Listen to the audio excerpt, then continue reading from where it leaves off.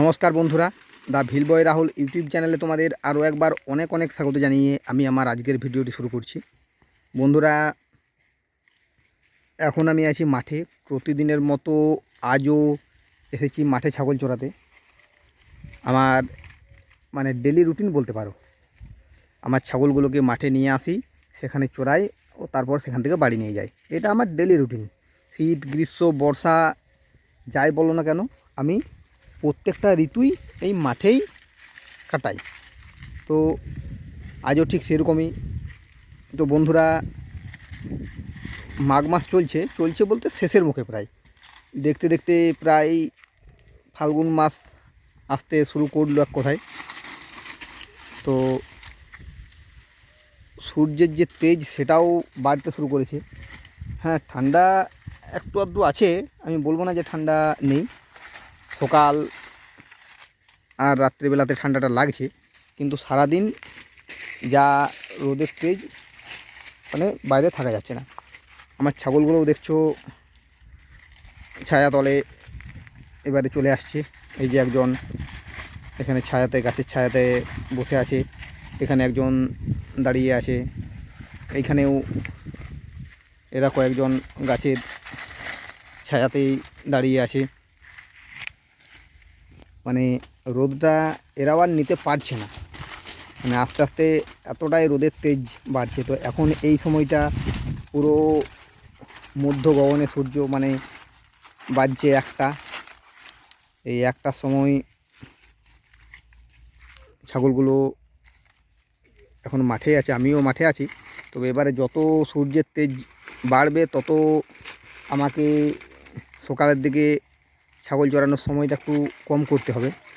এই শীতকালটাতে মোটামুটি 2:30, 3টা, 3:30 পর্যন্ত মাঠে থাকতাম। এবারে মোটামুটি আস্তে আস্তে যা মনে হচ্ছে 1টা, 1:30টার মধ্যে ছাগলগুলোকে ঘরে নিয়ে যেতে হবে। তারপরে আস্তে আস্তে সেই সময়টা কমতে কমতে কমতে কমতে সকালে ছাগল খুলতে হবে। যা যেভাবে রোদের তেজ শুরু হচ্ছে এখন এই সময়। আজকে ভিডিওটা আমি রেকর্ডিং করছি ফেব্রুয়ারির 8 তারিখ। এই ফেব্রুয়ারির 8 তারিখেও যদি এরকম রোদ দিতে শুরু হয়, তাহলে যখন মার্চ, এপ্রিল, মে, জুন এই মাসগুলো আসবে তখন কি হবে একবার তোমরা ভেবে নাও।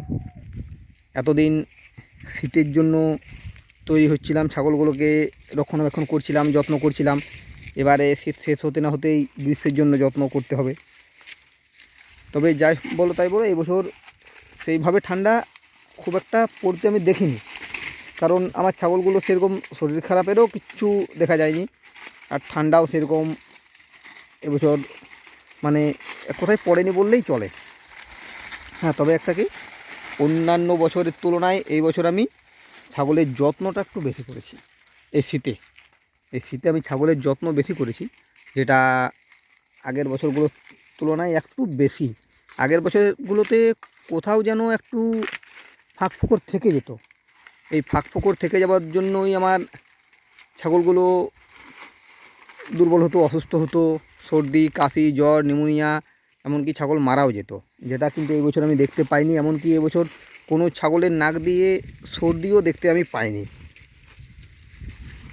তার এইটুকু আমি অনুভব করতে পারছি যে আমার যে অন্যান্য বছরগুলোতে ছাগলের যে রক্ষণাবেক্ষণ, তার তুলনায় একটু হলেও নিজেকে আমি শোধরাতে পেরেছি। তবে যত বেশি রক্ষণাবেক্ষণ করব ততই মঙ্গল, কারণ এটাই তো আমার ব্যবসা। আর এই ব্যবসাতে কোথাও কোনো ঢিল দেওয়া চলবে না। এখনও পর্যন্ত কিন্তু ঠান্ডা যে একেবারে চলে গেছে তা নয়, এটা মনে রাখতে হবে। তাই যে রোদ দিচ্ছে বলে টোটালি সব কিছু বন্ধ করে দেবো তা না। এখনও পর্যন্ত নিয়মিত খড় প্রতিদিন রাত্রিবেলায় ছাগলের ঘরে আমাকে দিতে হবে। আর যে একটু আধটু ঠান্ডার ভাবটা যেটা ছিল, সেটাও ঠিকঠাকভাবে ছাগলগুলোর যত্ন করতে হবে।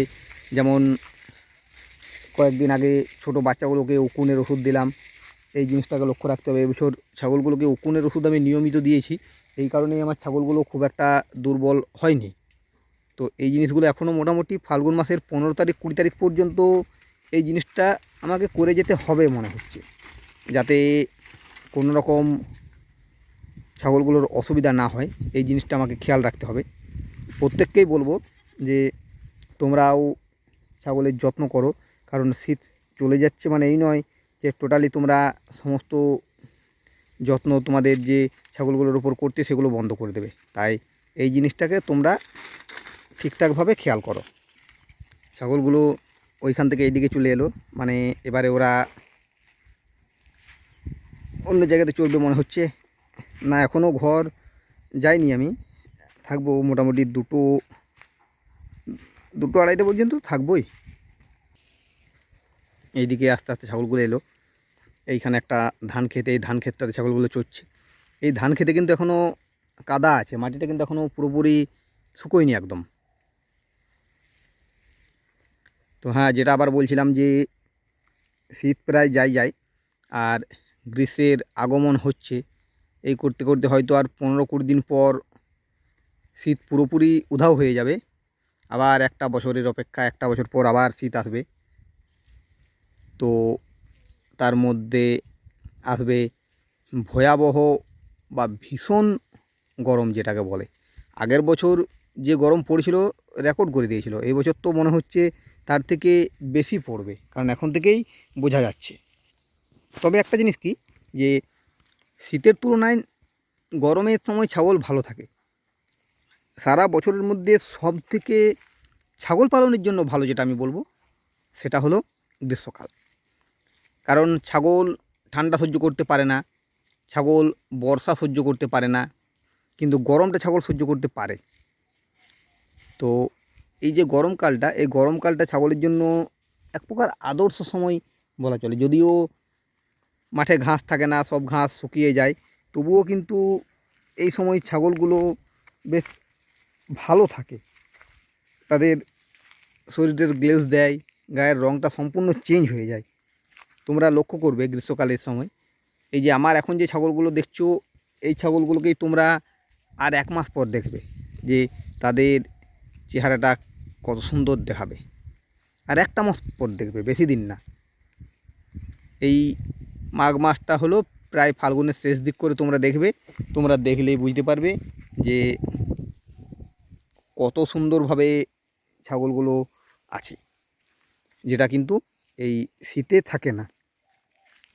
অনেক ছাগলেই দেখবে এই শীতকালে একেবারে হাড় বেরিয়ে যায়, খুব দুর্বল হয়। আমার ছাগলগুলোও গত বছর পর্যন্ত এরকমই অবস্থা ছিল।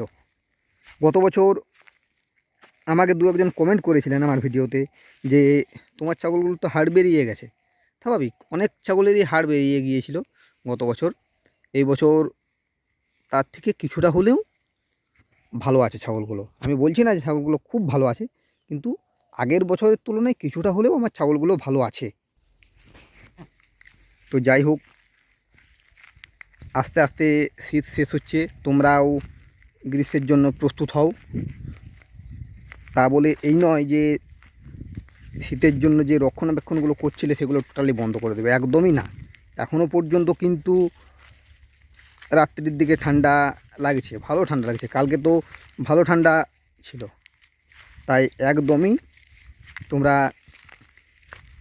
মানে ছাগলের জন্য হাল ছেড়ে দেবে না যে গ্রীষ্ম গরম পড়ে গেছে, রোদরা দিচ্ছে মানে আর সেরকম কিছু করতে হবে না, এটা কিন্তু একদমই না।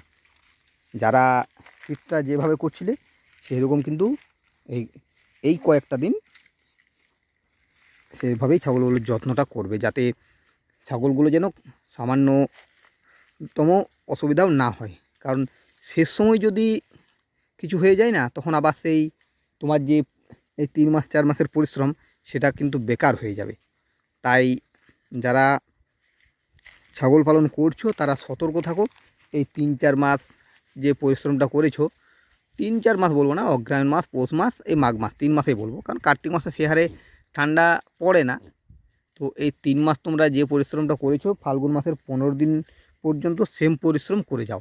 15 তারিখের পর তোমরা আর খুব একটা এতটা করার দরকার হবে না। তুমি ফাল্গুন মাসের 15 তারিখ পেরিয়ে গেলে তোমাদের আর সেইভাবে খড় পাতারও দরকার পড়বে না, আর ছাগলগুলোর ঘরে লাইট জ্বালাবারও দরকার পড়বে না।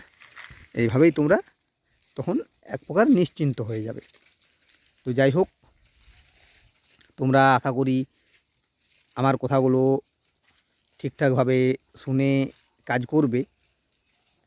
ছাগলগুলোকে এই 15-20টা দিন যত্নটা করবে, একদম হাল ছেড়ে দেবে না। তো বন্ধুরা, দেখতে দেখতে ভিডিওটা 10 মিনিট হয়ে গেল।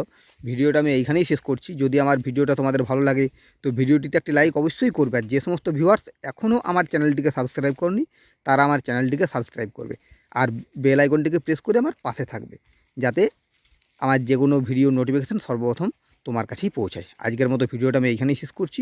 এরপরে তোমাদের সাথে দেখা হবে নেক্সট ভিডিওতে। ধন্যবাদ।